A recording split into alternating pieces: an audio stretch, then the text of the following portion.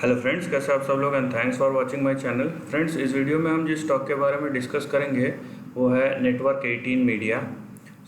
अगर आप इस चार्ट का पैटर्न देखते हैं तो बहुत टाइम के बाद ये एक बेस फॉर्मेशन की कोशिश कर रहा है।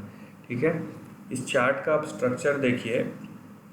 ये आपको यहाँ पे 2007 से, अगर आप इस चार्ट को देखते हैं तो 2007 से एक कंटिन्यूस डाउन ट्रेंड में, राइट।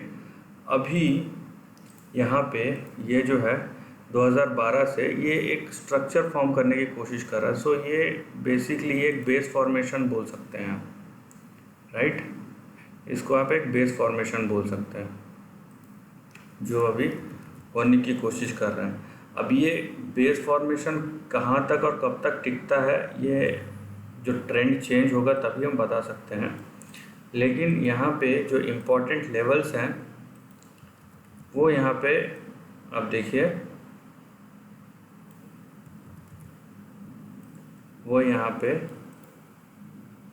आपको दिख जाएगा कि इसके इम्पोर्टेंस लेवल क्या है और कौन कौन सी चीज़ें हमको ध्यान रखिए। देखिए, टाइम लिमिट मैं फिर से बोल रहा हूँ, कोई नहीं बता सकता कितने टाइम में जाएगा। हाँ, ये आपको ज़रूर पता चल जाएगा कि भाई इसका ट्रेंड क्या है।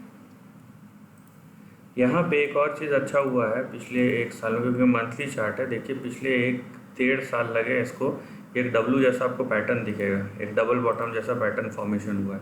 तो ये यहाँ पे बहुत अच्छी बात है कि यहाँ पे एक डबल बॉटम पैटर्न फॉर्मेशन हुआ है।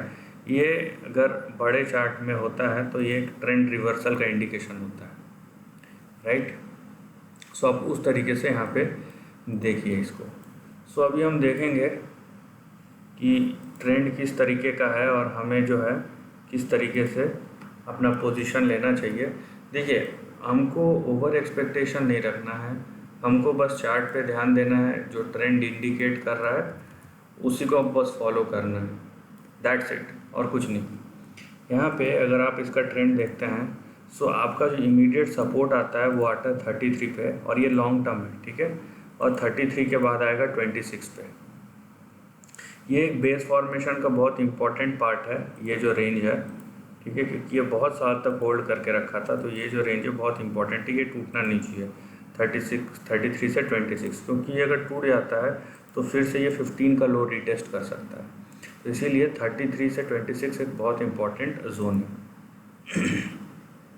उसके बाद आपका जो इमीडिएट रेजिस्टेंस आएगा वो यहाँ पे आएगा 64 पे, राइट। ये 64 और 33 के बीच में है। तो इसके बीच में रहा, अगर इसके 33 के नीचे नहीं गया तो 64 आपका पहला रेजिस्टेंस है और दूसरा रेजिस्टेंस है 72। आप 64 से 73 तक एक रेजिस्टेंस जोन मान के चल सकते हैं, ठीक है। ये जो है ये पूरा एक जोन है, इसको आप मान के चल सकते हैं जोन।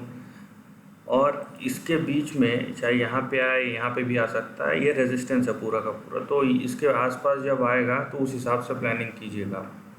और कोई भी इसके ऊपर ब्रेकआउट तभी आएगा जब ये 72 73 के ऊपर जाके सस्टेन करे। तो अगर ऐसा होता है नेक्स्ट आपका जो रेजिस्टेंस आएगा वो सीधा 73 के बाद 167 तक आपको ले जाएगा, 167 और उसके बाद 192। तो यहाँ से एक आपको बड़ा जंप मिल सकता है, 73 के बाद एक बड़ा जंप मिल सकता है, सीधा दुगना 120% का जंप मिल सकता है, जो आपको 167 पे ले जाएगा। लेकिन वहाँ पे भी 167 से 192 तक का एक फिर से आपका रेजिस्टेंस जोन आता है, ठीक है। ये दोनों रेजिस्टेंस जोन है। और उसके बाद आपका जो बड़ा रेजिस्टेंस आएगा वो 544 से लेके, यहाँ पे देखिए 544 से लेके 641 तक, ये आपका बड़ा रेजिस्टेंस है। देखिए, ये बड़ा रेजिस्टेंस क्यों है, क्योंकि जो भी नया ट्रेंड शुरू होगा ये 640 650 के बाद होगा। हम यहाँ पे जो चीज़ बोल रहे हैं, करेंट प्राइस से यहाँ तक जाने में भी इस स्टॉक को 1200-1300% का राइज दिखाना पड़ेगा, जो कि अपने आप में एक टॉल टास्क है। तो इसीलिए, क्योंकि ये जो ट्रेंड है अभी भी बेयर ट्रेंड में, आप एक चीज़ याद रखिए। बेयर ट्रेंड में बहुत शार्प रैलीज आती है। अब वो शार्प रैलीज जो है वो रिकवरी में कन्वर्ट होता है या नहीं, वो आपको over a period of time ही पता चलेगा। तो जब तक ये रेंज, ठीक है, आप ये रेंज देखिए, जब तक कम से कम आप 73 के ऊपर ये स्टॉक नहीं जाता और सस्टेन नहीं करता, हम नहीं बोल सकते कि ये एक बेस फॉर्मेशन बनाया है।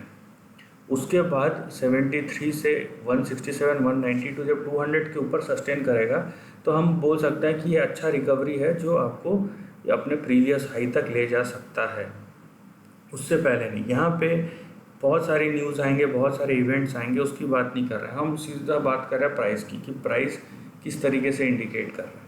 वहीं आपको जो सपोर्ट लेवल है वो देख के चलना है। सो